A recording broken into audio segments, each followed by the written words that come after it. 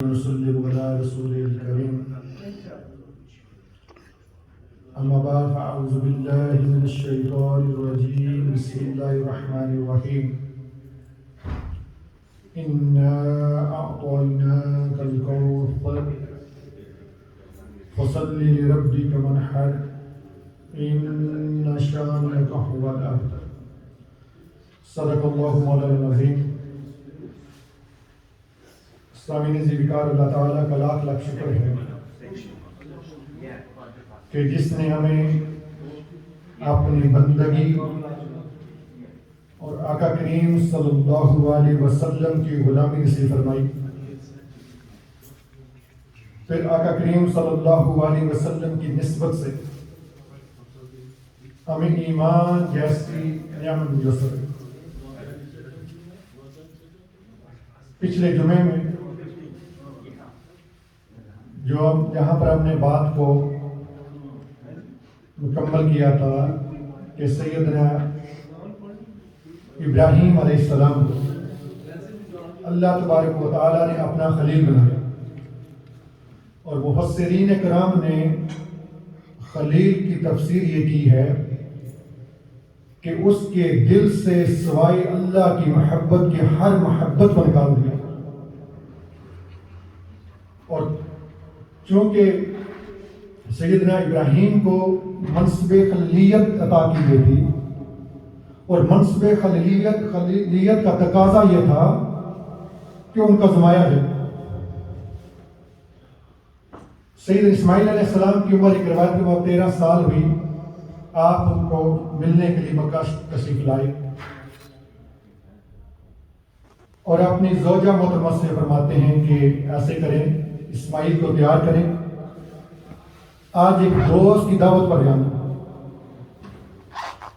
سیدہ حاجرہ رضی اللہ تعالی عنہا نے سیدنا اسماعیل علیہ السلام کو تیار کیا، نئے کپڑے پہنائے،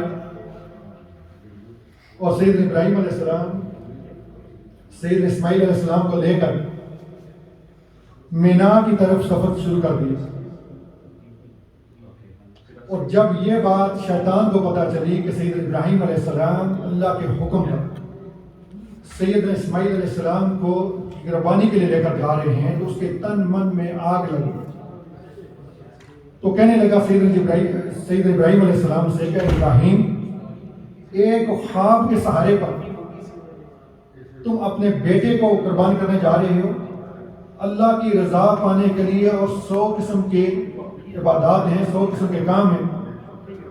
تو سید ابراہیم علیہ السلام نے کہا کہ ظالم، ایک اسماعیل کیا کہ اگر اللہ نے مجھے 1000 بھی اسماعیل دیے ہوتے تو اللہ کی رضا کے لیے قربان کرنا.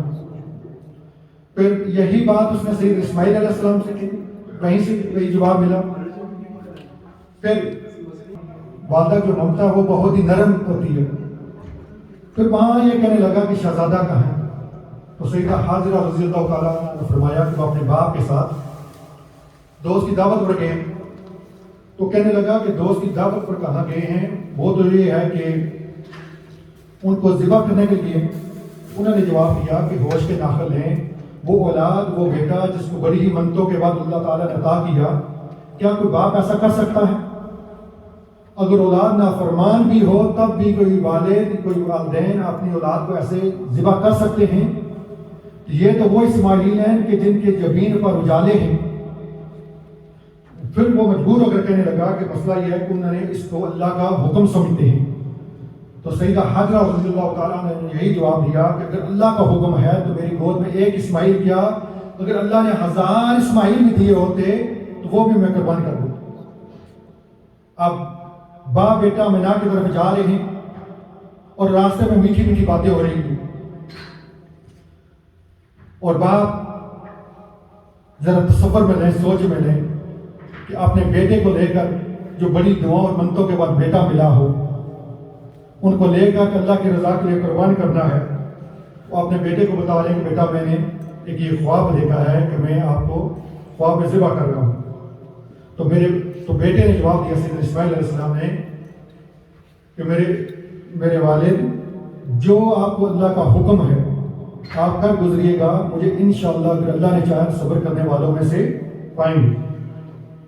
آج فرشتے بھی حوریں بھی یہ منظر دیکھ رہے تھے اور سوال کر رہے تھے مالک اے مولا کیا قیامت آ رہی ہے؟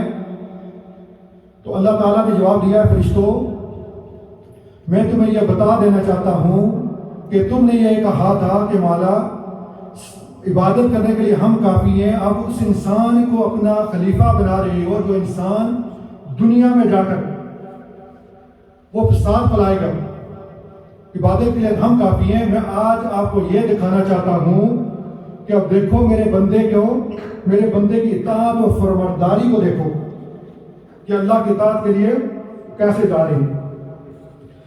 سینے میں دل رکھنے والے ہو، بیٹے کا ذبح ہونے کے لیے تیار ہو جانا چھوٹی بات نہیں ہے، لیکن باپ کا اپنے بیٹے کو اللہ کی رضا کے لیے ذبح کرنا بہت بڑی بات۔ چشمے تصور میں لائے کہ کوئی باپ یا اپنے بیٹے کی گردن میں صرف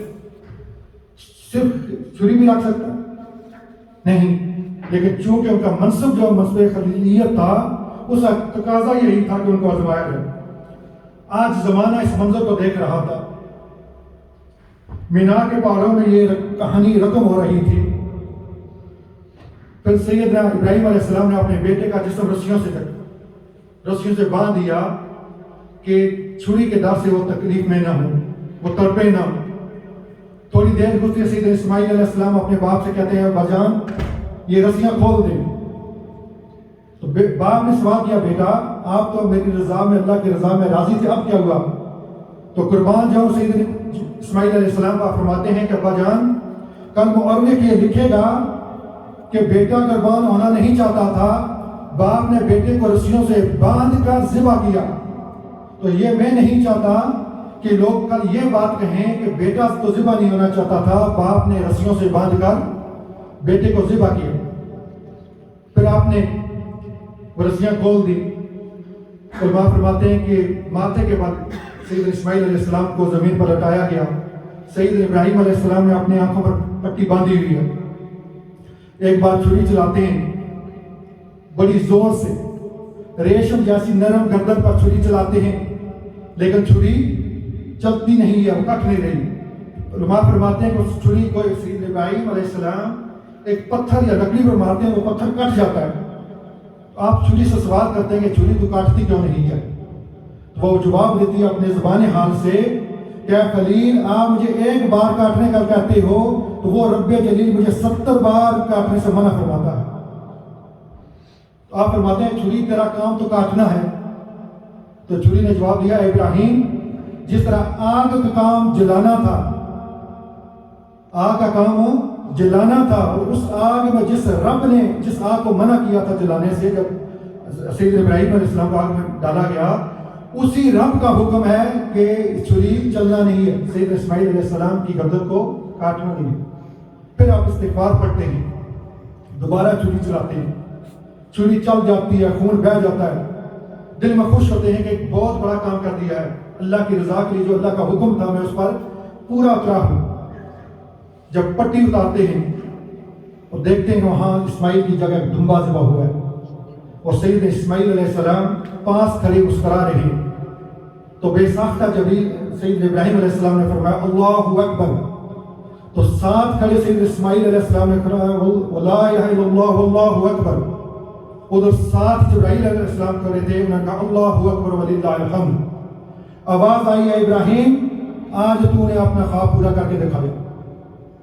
آج بھی ہر سال جب حاجی پوری دنیا سے مینا میں جاتے ہیں تو یہی سلام پیش کرتے جب قربانی دیتے ہیں کہ اے اسماعیل تیری عظمت، اے ابراہیم تیری عظمت کو سلام، اے اسماعیل تیری عظمت کو سلام۔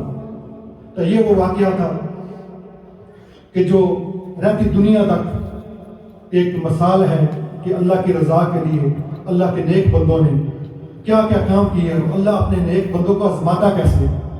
جب اللہ پاک جس بندے کو جتنا مقام عطا کرتا ہے، جتنا اس بندے کو عطا کرتا ہے، اسی طرح اللہ پاک اپنے بندوں کا آزمایا بھی کرتا ہے۔ اللہ تعالیٰ سے دعا کروں کہ جو ہم نے پڑھا، جو سنایا، اس پر عمل کرنے کی توفیق عطا فرمائے، اور جن بھائیوں نے سنتے داری فرمائے سنتے عطا فرما لیں۔ وما علینا الا البلاغ المبین۔